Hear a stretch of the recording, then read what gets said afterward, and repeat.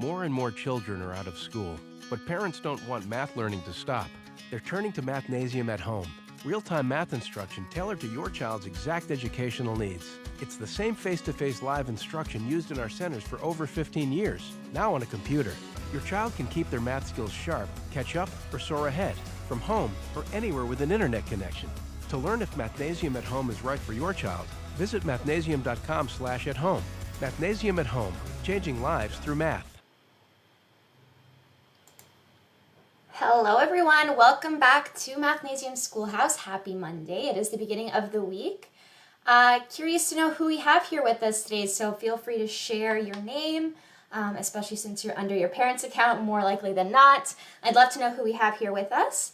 And maybe also what has brought you here, because for today we have a title that doesn't necessarily tell us what we're going to be looking at today, right? And I kind of did that on purpose in a sense that for those of you that maybe have experienced this wording before, have seen it before, you might know where this is leading to. And for those of you that have not, hopefully it's been curiosity that has brought you here today, which I'm hoping by the end of today you actually do have fun and learn something new. So the nice thing about today, and the topic actually, so although the title is called If This Then That, and we'll be looking at using this phrasing in our schoolhouse lesson today, the bigger topic that we're looking at is logic.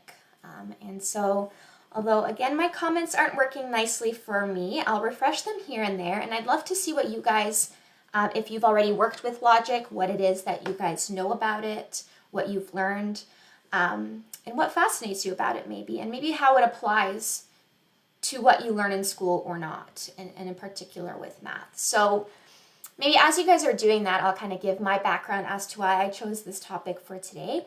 Of course, all of us being mathematicians in our own little way, we know that as mathematicians, we need to make sure that our imaginations are running wild all the time, right? Mathematicians, the best of them that have ever existed, have allowed their imaginations to run wild, to really make, the way that I like to view it is make the unthinkable possible, right? And so they need to think of these ideas and see if they can prove them in some sort of way. I mean, it's a lot more complex than that, but I like to kind of simplify it and think of mathematicians in this beautiful way. And that all starts with statements, or what we would call propositions. And these statements could be true or false, and that's what we'll be working with today. And in particular, we'll work with these statements, whichever ones I put on the screen for you, or you'll see in the document which has been shared with you. You might want to follow along on that, but I'll also have the questions shared with us on the screen in just a bit. We're going to have to reason them. We're going to have to see how they relate to one another. And so that's what logic allows us to do. And there's three different things that it allows us to do.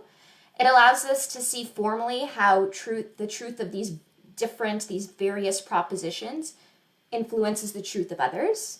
Okay? So if we know that one is true, what do we know about another? It allows us to see if combinations are always, or maybe just sometimes, or maybe never true. And that's how we'll conclude our lesson today before going in depth into some of these problems tomorrow, since this is a series with 2 parts. And logic also allows us to see if combinations logically necessitate other combinations. So although that might not mean too much to you right now, that's where, if you continue to study mathematics, you'll see the critical role of logic in a lot of the problems that you explore. But what I'm hoping you've already thought of, and maybe what brings some of you here today, is the relationship between math and coding, or math and programming. And that's where logic really plays such a crucial role.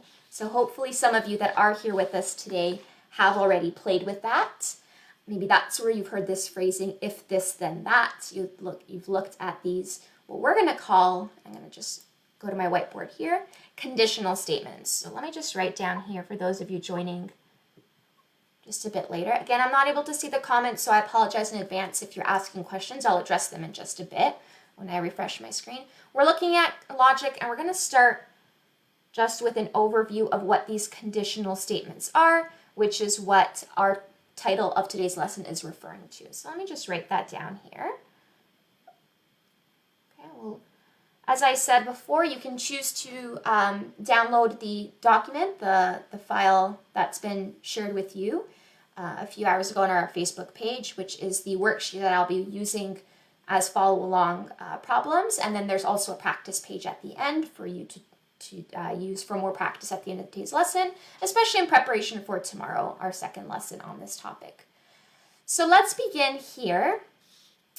And maybe I'll just make a mention as well that this isn't necessarily a topic that you get to explore in school. There's just so many other interesting things to see in the math classroom. But you might have, with some of these wonderful teachers that exist, of course, they might see the necessity of bringing logic into the math classroom, which is wonderful. But one thing that if you are interested in learning more about this, you might choose to reach out to nearest Mathnasium, and we'd be more than happy to, on top of creating a customized learning plan that fits your needs, your math goals as a student, we'll also be sure to supplement it with these enrichment topics that, and maybe I shouldn't call them necessarily enrichment topics, but these topics of interest, those topics that really get you excited about learning more and more about math.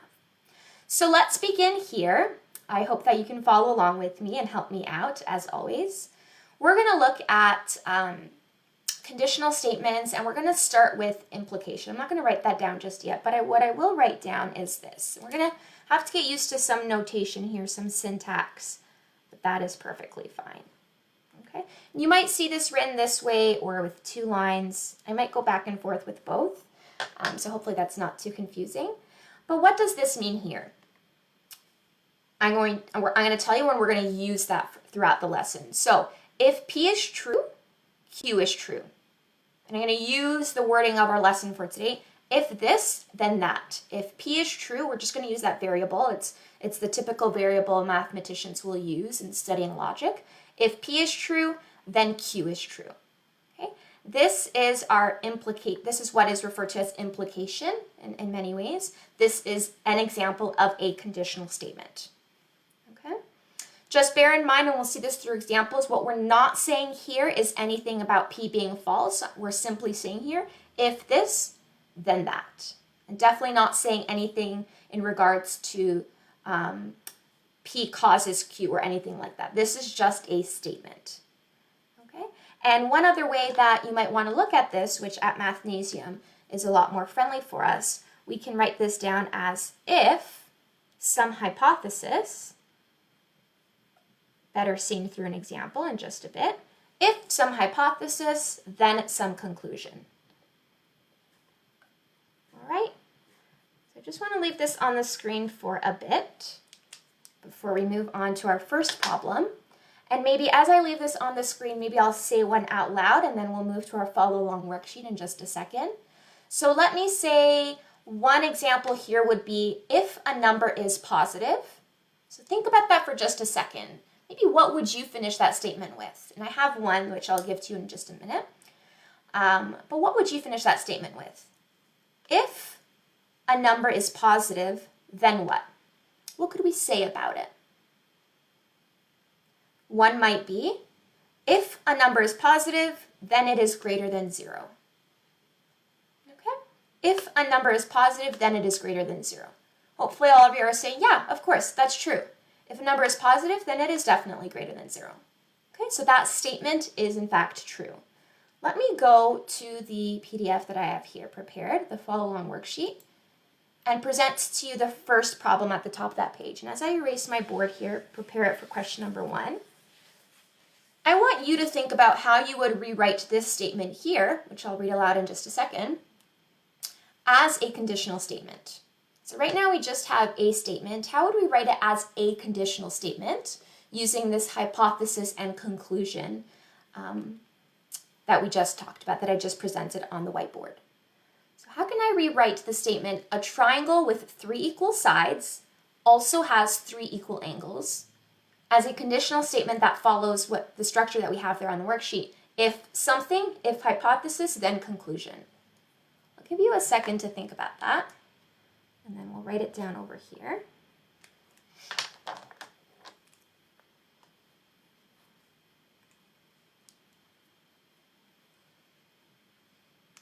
Okay. Hopefully you're thinking, okay, this is not too bad so far. I can simply take, and I'm just going to highlight the if and the then.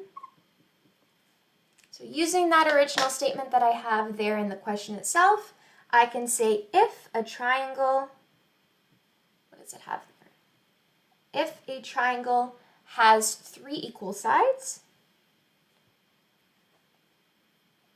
I'm just going to use some short forms here for the sake of time and space, then it also has 3 equal angles.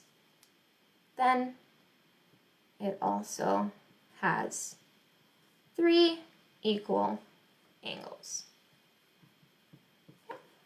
So we just rewrote as conditional statements just to get us comfortable with writing these in the if and then statements. And again, I'm going to reinforce this idea so that you can kind of see the application of using this type of logical reasoning in other areas. If you're, this is based on very limited knowledge of coding and programming from my end, but I do understand that if I'm trying to tell a program to do something for me, I need to be able to present it with commands that hold true every time I want it to hold true. Okay, so I need to get comfortable with writing these statements because the program will only listen to what I tell it to do, what I direct it, what I command it to do. Again, based on very limited knowledge of all of this, but I do understand from my math perspective that this is critical. Given all of that, let's move on. So those are conditional statements, just very, very basic, if this, then that. Great. Hopefully we're comfortable there. Next, we can start to talk about the converse. I'm going to move away from my follow-along document for just a second, go back to my whiteboard, and present on the screen the next type that we'll look at, which, as I just said, is the converse. If any of you know what this is, go ahead and share. But this is simply, the way that you're going to look at it for me, is simply switching that hypothesis and that conclusion. And so how can I rewrite that using the variables and the symbols that I used before, that same syntax? Well, if Q, then P. I'm simply switching. I switch the hypothesis and the conclusion. So for example, going back to that example that I used in that first problem that I just stated out loud, we talked about if a number is positive, then it's greater than 0. If I take the converse of that, I can say if a number is greater than 0, then it is positive. We're not talking about the truth just yet. We're just simply changing up our statements using these rules. So if I want to take the converse of that original statement, I would say if a number is greater than 0, then it is positive, and I just have switched the conclusion and the hypothesis. All right, so then let me go to that PDF here and scroll down for all of you to show question number 2, which is where I'm going to ask you to help me write the converse of this statement, which is the same one as we had before. A triangle with 3 equal sides also has 3 equal angles. How can we write the converse of that as a conditional statement? I'll give you a few seconds to think of that.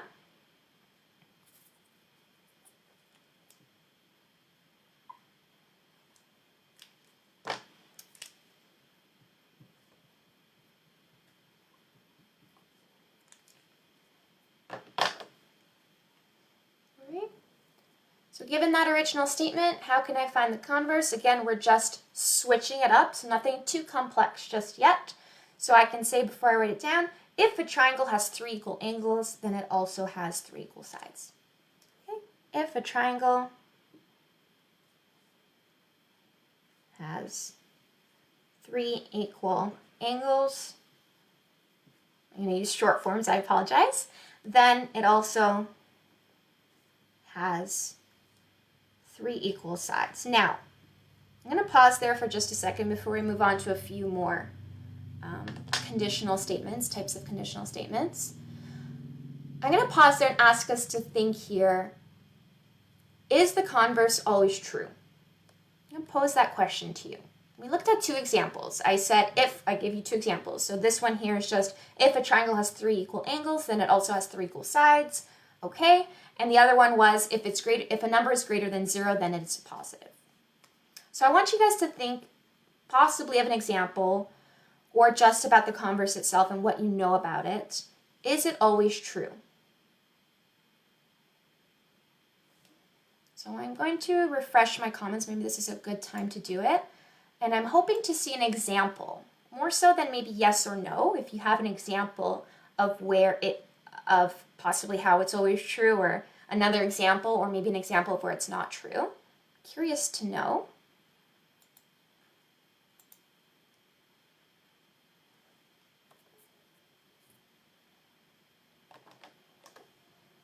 Let's see if the comments will be nice to me today.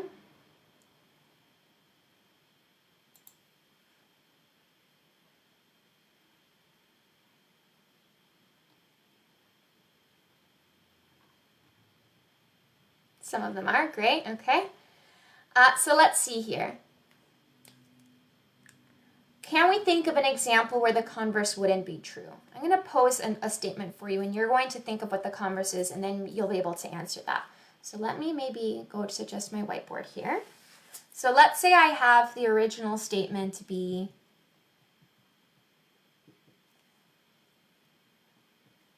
if a figure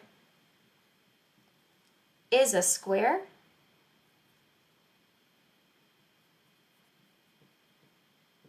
then it is a rectangle. And hopefully from here you can see, oh, okay, so the converse is not always true, because if we're just switching the hypothesis and the conclusion here, we would get, of course, maybe I won't write it out, but I'll say it out loud. Let me maybe make that nicer. Not that that tells you much, but we'll hear it in just a second. So the converse of this original conditional statement would be, if a figure is a rectangle, then it is a square.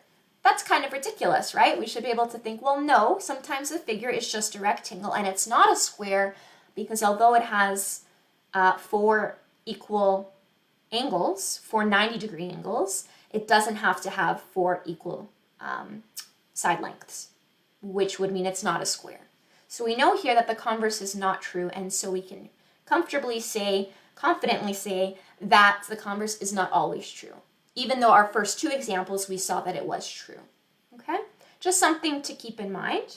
We're going to move on to another type here, and we're going to look at the inverse. And just before we look at the inverse, we need to understand something about negating statements. So let me erase this here. I will write the inverse. That's what we will observe here. But before we do that, let's look at what it means to negate statements.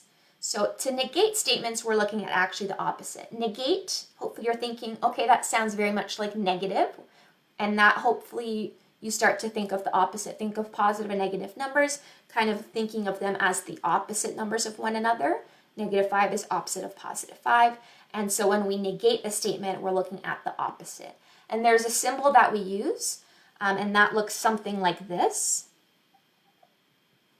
So let me write here, this means to negate. Find that opposite, okay? So very simply put, a truth statement becomes false, and something false becomes true. Just the opposite, okay? So for examples, and I'm not going to write this down, but for example, if I was telling you that all apples are red, you would come back to me and say, well, no apples are red. Complete opposite. All apples are red, no apples are red, right? So we need to understand this when we talk about the inverse. And why is that?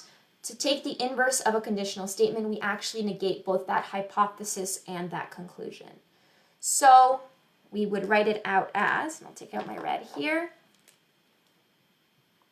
if not P, then not Q. Maybe that's the best way for me to put it. All right. So for example, going back to that series of examples that I had with positive numbers, I could say something like, if a number is not positive, then it's not greater than 0. That's my example there. And we'll do an example together on our PDF here. Let me just scroll down to question number 3. And I'm going to ask you guys to help me out in writing the inverse of that original statement that we've been working with together.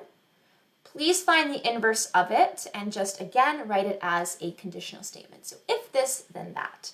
And you can use what's been cut off a bit here. Maybe I'll help you out here. Just move it down so it shows up on your screen. If not P, then not Q. All right, take a few seconds to think of that. I know some of you might be thinking this is completely different from what I've seen in school, and honestly, I'm quite glad. Sometimes our schoolhouse lessons really focus on what it is that you learn in the curriculum in your area that your teachers are ready to present to you, and other times it's kind of outside of that, but it's still within the realm of mathematics. And in a cool way, how mathematics relates to so many of these other things that we love and enjoy that are part of our real world. So hopefully you're starting to see that connection. And some of you might just find this interesting and curious, and that's all that has brought you here, which is great as well. So let's look at number 3 here. We're trying to find the inverse of the same statement we've been working with in the past. A triangle with 3 equal sides also has 3 equal angles. All right, so how are we going to write that out as the inverse? What we could say here, I'm just going to, again, fill in if and then, just to keep that same structure we've been following. So if a triangle does not have 3 equal sides, right, I'm negating that. I'm not going to be able to squeeze it in. 3 equal, I'm going to place it up here. I did it. Then it also does not have 3 equal angles. Squeeze it in as 3 equal ang. There we go. All right. If not P, then not Q. If not the hypothesis, then not the conclusion. Another way to think of it.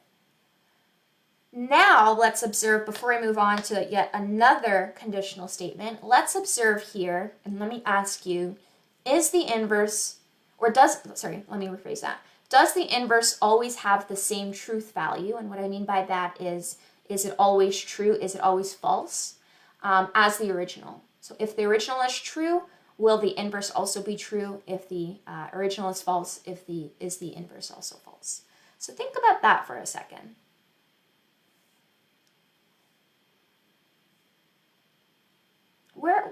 What example could we possibly come up with where that original is true, but the inverse maybe, it's not that it's false, maybe it's just not always true. Take a second to think of that. You don't have to necessarily write it out, but maybe start to think about where that might be the case. I'll share with you my example here. I'm just going to remove this. So the inverse, let me pull out a new color here. The inverse does not always have the same truth value as that original. Okay, just a fun observation to make. And one example, one great math example, if we resort to some of our knowledge of divisibility, I can say that, let me call this the original. I can say that a number, so if a number, I'm going to use a lot of short forms here, so hopefully you're following along with what I'm saying here. If a number is divisible by 4, then it is also divisible by 2. And hopefully you're thinking, oh, of course that's true, because 2 is a factor of 4, so anything divisible by 4 will then be divisible by 2 as well. Now, what if we created the inverse? I'm not going to write it down much like I did with the converse before. Okay, so think about the inverse here. If we do that, if not P, then not Q, let's see if that's always true, not always true, or always false, something like that. The inverse here would be, well, if a number is not divisible by 4, then it is not divisible by 2. Hopefully you're all thinking, well, hold on, I can think of a few examples where that's not always true. Sometimes, but not always. Right? What about the number 10? It's not divisible by 4, but it is still divisible by 2. So we can confidently say, because we've thought of at least one example, we can confidently say that the inverse does not always have that same truth value as the original. Cool observation. All right. let's move to yet another type of conditional statement we can have. So I'll show you the follow along document in just a second. If you're looking at it, you will see that our next type is the contrapositive. So let me write that down here. Slightly longer name here. The contrapositive. Okay. Hopefully you're starting to think of the two parts of that word, and maybe you can get a sense of what it means and what role that plays with our original conditional statement. Here what we're doing, we have to use our knowledge of negating. We're going to negate the converse. Okay? So to negate a converse, hopefully you're thinking, oh, okay, then first I have to find that converse and then I can negate it, which means to negate both the hypothesis and the conclusion, to negate that entire statement. Okay? The way that we would present this would be this: if not Q, then not P. Okay. So I'm just going to jump to our follow along document here, and let's just do one together. So let me make sure we're scrolled down to question number 4. Still on page 1, question number 4, if you are following along. There are kind of two parts to this question, so we'll do that in just a second together. And then we'll make an observation about the contrapositive. All of this will help us for tomorrow's lesson. So write the contrapositive of that original statement we've been working with, which is that a triangle that does not have 3 equal sides has 3 equal angles. So slightly different. So how do we find the contrapositive of that? So if something, then something else. If this, then that. I'm going to prep us here. Go ahead and take a few seconds to think about that. Again, I really do apologize for not being able to see the comments today. It's still a bit faulty for us. So we'll try to get that resolved. But hopefully, if you're not commenting, then at the very least, you're thinking about these and kind of checking your answers as we go along. So if this, then that, we're looking for the contrapositive of that statement there. I'm going to start to write it down here. If a triangle, just make sure it's all on the screen there. If a triangle does not have 3 equal angles, I'll use short forms again, kind of, then it has 3 equal sides. Again, we're not talking about the truth value just yet of this statement. We're simply writing the contrapositive of it. So let's not start to get too in depth into, wait a second, this doesn't hold true all the time. Right, so we've found the contrapositive. If not Q, then not P. All right, so we can see that there. And now the question is, the second part to this question is, since the original statement is false, so going back to that, the original statement was a triangle that doesn't have 3 equal sides has 3 equal angles. We know that that's false. So since that original statement is false, what could we reasonably say about the contrapositive? Without even knowing that relationship, which we'll conclude in just a second, we can look at the contrapositive that we formed on the whiteboard here. We can say, hold on, if there's anything I know about my shapes, it's definitely about triangles, and it's definitely about equilateral triangles, and I know that this is false. And so since we can say that since the original statement is false, then the contrapositive is also false. And so we can conclude, and I'll confirm for you, that the contrapositive is actually always has, I should say, the same truth value as the original. So if the original was true, the contrapositive would be true. And as we just saw, if the original is false, the contrapositive is also false. And although we won't maybe explore this on the whiteboard, the same is also true for the inverse and the converse. So maybe I'll allow you to explore that on your own, all right, so that we can move on to question number 5 here, before we look at the next question on page 2. Here we're just being asked, we'll talk about if and only if statements in just a second, we're being asked to rewrite a version of that original statement we've been working with that says if a figure is a triangle, then it has 3 sides, and if a figure has 3 sides, then it is a triangle. We want to write this as an if and only if statement.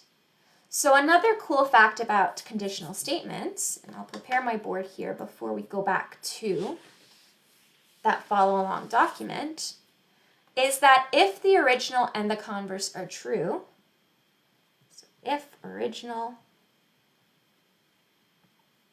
and converse are true, what could we say?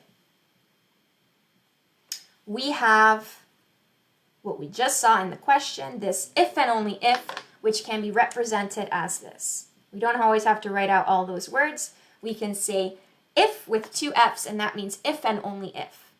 And what that means for us, if we use the same syntax we've been working with today, if this and the other way around. If P implies Q and Q implies P, we can write it as simply this, or using this syntax here, this wording, whatever we want to call it. Let me add some wording in here so it can read nicely. We can say it like this. All right? So again, let me repeat that. If the original statement and the converse, we'd have to find the converse, and if we confirm that both of them are true, we have an if and only if statement. Just another cool fact that we can use. And so what that means is if P implies Q and, with the converse, Q implies P, then we can rewrite it as this or this. And what that means for us is that we have an if and only if statement. Pretty cool. We're going to go to question number 5 here and use what we just learned to write our if and only if statement for this. So how can we write that statement that I read earlier into an if and only if statement? Well, I could say that a figure is a triangle if and only if.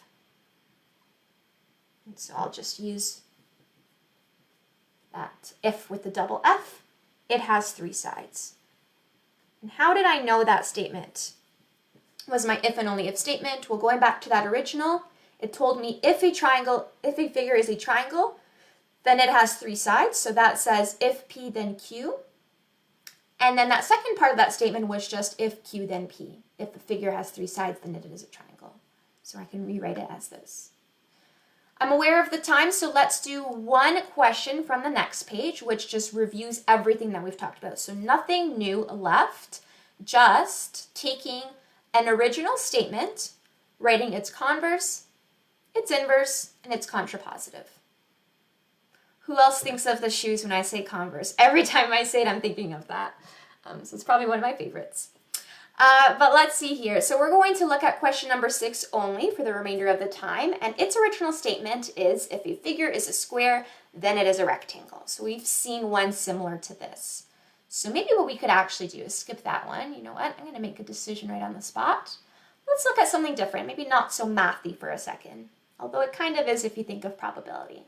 If it rains today, then I do not go for a walk. Let's stick with that. Let's see what we can do with that information to write the converse, the inverse, and the contrapositive. So we're looking at question number 7 here, which I might not even write.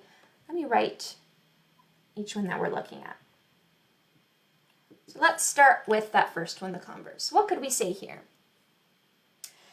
So if the original is if P then Q, the converse will be if Q then P. So I'm going to take out my green maybe, and I'll say the converse here is if I do not go for a walk, then what? Then it rains today. Sorry. Looking at so many sheets here. All right.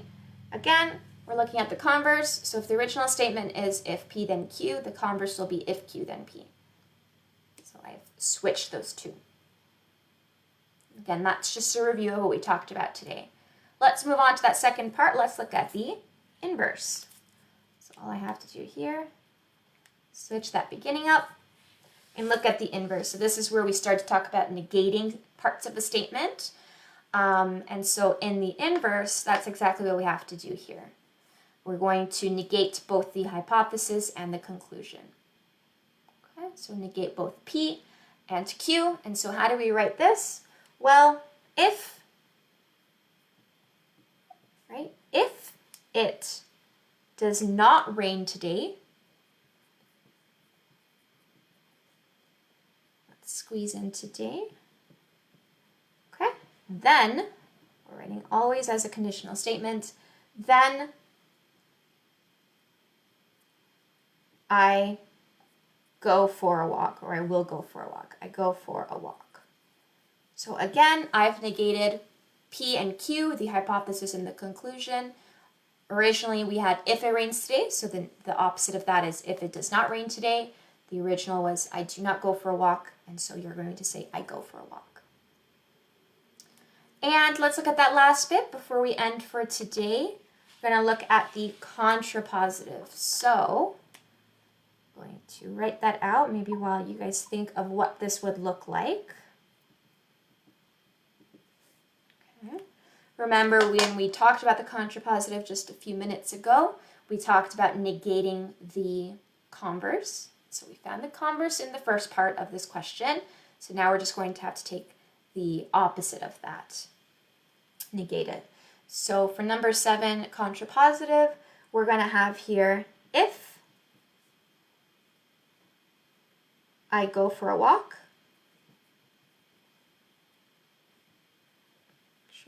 Appearing, if I go for a walk, then it does not rain today. All right.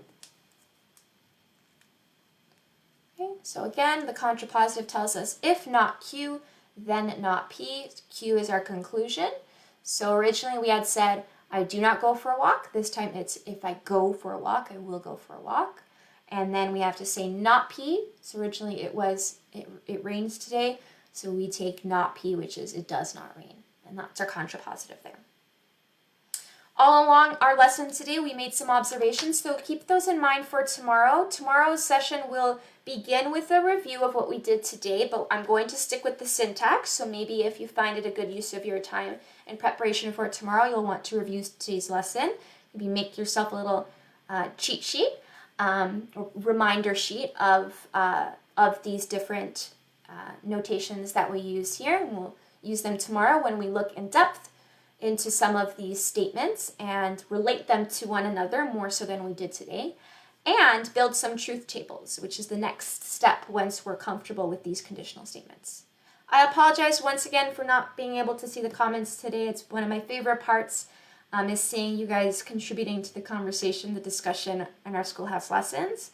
So I'm really hoping I get to see that tomorrow. More of an opportunity for you guys to participate. I hope you guys found this interesting, something different. There are countless logic puzzles out there that get students to really think outside the box and put a lot of their math minds together to solve puzzles that use this logic. So go ahead and explore those if you have the opportunity to do so, or reach out to your nearest Mathnasium for more of them. And I know that our instructors who love math would be more than happy to do those with you, for sure. I highly guarantee it. I hope you guys have a wonderful rest of your day. I will see you tomorrow. I hope you all join. Thank you. Be safe. Bye-bye. It's afternoons that seem to be the most hectic for us, so it was much more convenient when we found Mathnasium at home. All right, so how do we do half of 5? I think one of the best things about at home is that it really feels like you're almost at home with the student in their house teaching them. I'm in my comfort zone. You can just ask for help and the instructor will come right to you. With Mathnasium at home, I know that they're getting the help that they need. Awesome, great job. Mathnasium, changing lives through math.